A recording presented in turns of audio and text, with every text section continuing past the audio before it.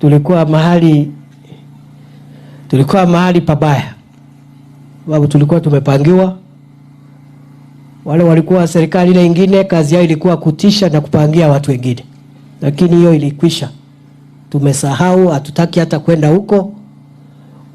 Ile inatufanya tuwe na uchungu ni kwamba wale walitutesa walikuwa marafiki zetu. Hiyo ndio inatuumiza. Unajua, ukiteswa na adui hakuna shida, sababu hakuna kitu, I mean there's nothing between you. Lakini ukiteswa na rafiki, kama hao watu wameketi hapa, mumejenga kanisa pamoja, mumesafiri pamoja, mumetafuta kura pamoja, alafu huyo rafiki ndiye anakudunga kisu.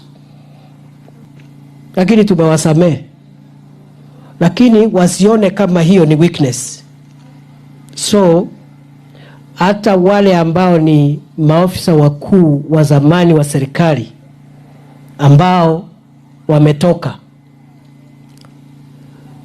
whether is retired president, retired prime minister, retired vice president, the retired senior state officers must live like retired senior state officers, and they must respect the law of our country and respect the current holders of office.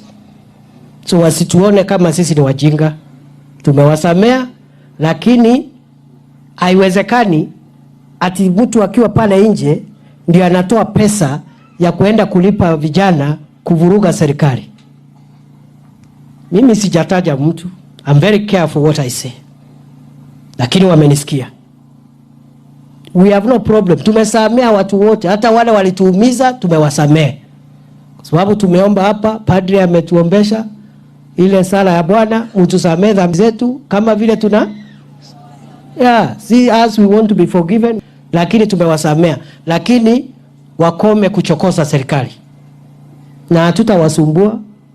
Hakuna kitu yao itachukuliwa, hakuna mtu atawaumiza. Walifanya kazi yao.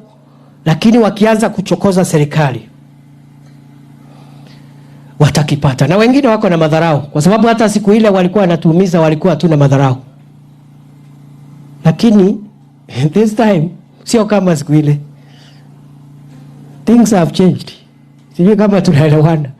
Bogo wangu sasa ni tofauti. Huwezi dharau rais ameketi kwa kiti na serikali nzima, na uko hapo nje unajiita sijui nani, sijui former what.